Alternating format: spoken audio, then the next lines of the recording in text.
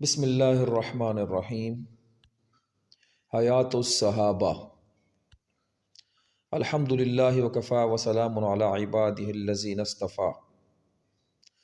حضرات صحابہ کرام اجمعین دین کی بنیاد ہیں، دین کے اول پھیلانے والے ہیں۔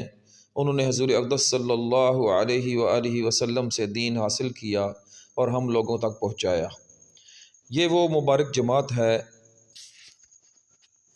کہ جس کو اللہ جل شانہ نے اپنے نبی پاک صلی اللہ علیہ وآلہ وسلم اور پیارے رسول کی مصابحت کے لیے چنا، اور اس کی مستحق ہے کہ اس مبارک جماعت کو نمونہ بنا کر اس کا اتباع کیا جائے۔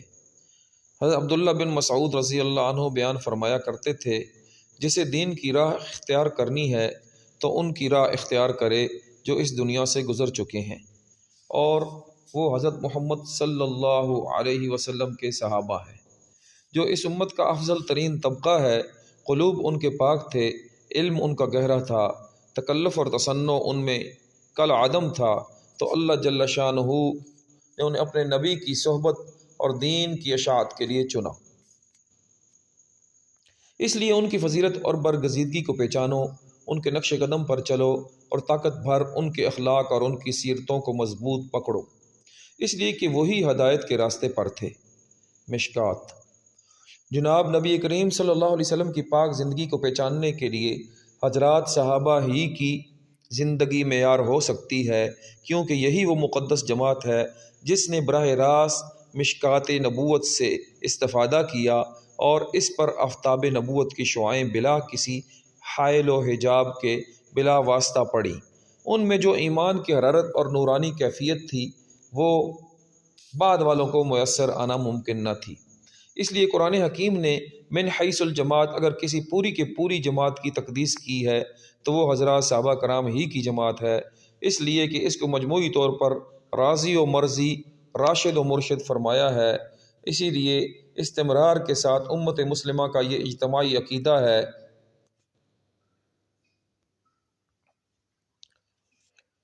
مولانا محمد الیاس 12 بنکوی مقیم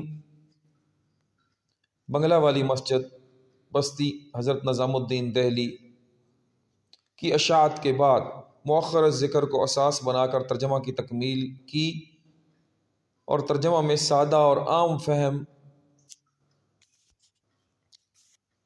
زبان کا بطور خاص اہتمام و التزام کیا گیا ہے تاکہ دینی اصطلاحات سے ناواقف عمومی استعداد کے اہل ایمان بھی بے تکلف استفادہ کر سکیں۔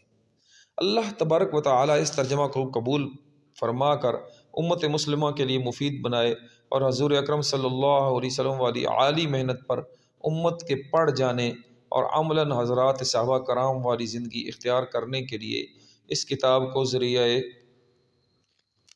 قویہ فرمائے، آمین۔